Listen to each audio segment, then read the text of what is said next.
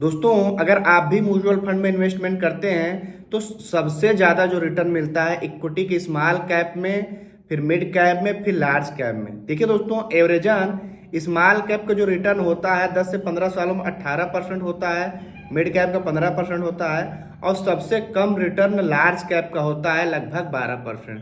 तो दोस्तों, अगर आप तीनों फंड में 1 लाख रुपया स्मॉल कैप में, 1 लाख रुपया मिड कैप में और 1 लाख रुपया लार्ज कैप में, तीनों में 1 1 लाख रुपया इन्वेस्टमेंट कर देते हैं तो सबसे जल्दी 1 करोड़ रुपया यानी किस में बनेगा, या तो सब में 1 करोड़ रुपया बनने में कितना टाइम लगेगा।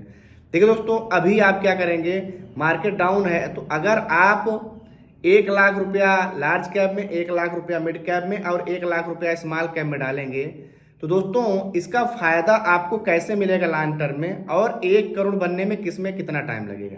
देखो दोस्तों, चूंकि लार्ज कैप का रिटर्न सबसे कम होता है, लगभग 12% एवरेजन होता है, तो इसमें आपका 1 करोड़ बनने में आपको 40 से 41 साल लग सकता है।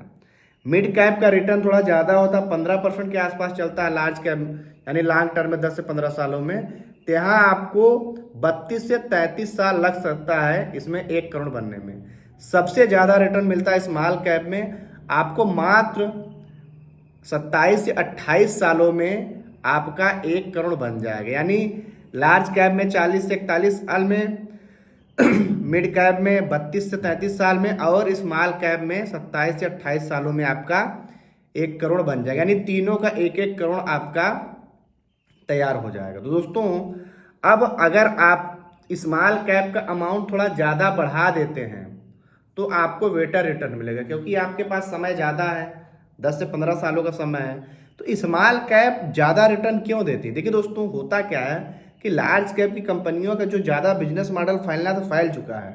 मिड कैप स्मॉल कैप की ही कंपनी बड़ी होकर मिड कैप में गई है, और स्मॉल कैप की कंपनियों का बिजनेस बहुत तेज़ी से फैलता है। मान लीजिए स्मॉल कैप की कोई कंपनी है, उसने अपना बिजनेस कोई नया आइडिया, नया इनोवेशन, कोई नया निच लेके आई है जो बहुत तेज़ी से फैलता है, तो जो भी व्यक्ति स्मॉल कैप में निवेश किया होता है उसको सर्वाधिक रिटर्न बनता है। तो दोस्तों, अब आपको समझ में आ गया होगा कि इनमें रिटर्न कम ज़्यादा क्यों होता है। तो दोस्तों, वीडियो कैसी लगी कमेंट में जरूर बताएं, वीडियो को लाइक करिए, चैनल सब्सक्राइब करिए। मिलेंगे अगली वीडियो में, तब तक के लिए